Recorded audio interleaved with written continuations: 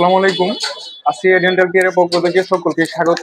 যে দাঁতের যে অবস্থা, হ্যাঁ, মাড়িতে প্রচুর পরিমাণে ইনফেকশন হয়ে গেছে, যদিও বাইরে থেকে আমরা দেখতে পারতেছি না, কিন্তু মাড়ির যে একটা সোয়েলিং সিস্ট আকারে হয়ে গেছে। এটা ভাইয়ের কাছ থেকে শুনবো। ভাই, আপনার কতদিন ধরে এই সমস্যাটা হচ্ছে আপনার? আসলে আমি শুরুতে যদি এটা বলি যে মুরব্বীরা বলতো দাঁত থাকতে দাঁতের মর্ম দিও, এটা কিন্তু মুরব্বীদের কথা।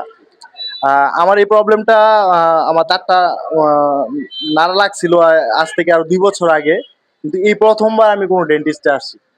মানে এর আগে আমি কখনো চেক আপ করার প্রয়োজন মনে করি নাই।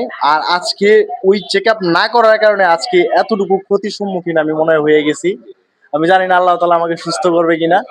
তবে আমি আল্লাহর প্রতি অনেক কৃতজ্ঞতা প্রকাশ করি যে আল্লাহ তাআলা এখনো সঠিক সময় মনে হয় ডাক্তারের কাছে হ্যাঁ, নিয়ে অবশ্যই, আসছে। অবশ্যই। ইনশাল্লাহ আল্লাহ চাইলে এবং আপনি চেষ্টা করলে ইনশাল্লাহ সুস্থ হওয়া সম্ভব না। ইনশাল্লাহ, ইনশাল্লাহ। আপনার যে সমস্যাটা আছে, আমরা ট্রিটমেন্ট, উনার যে দাঁতের যে সমস্যাটা আমরা দেখলাম, এটা সিস্ট হয়ে গেছে মোটামুটি।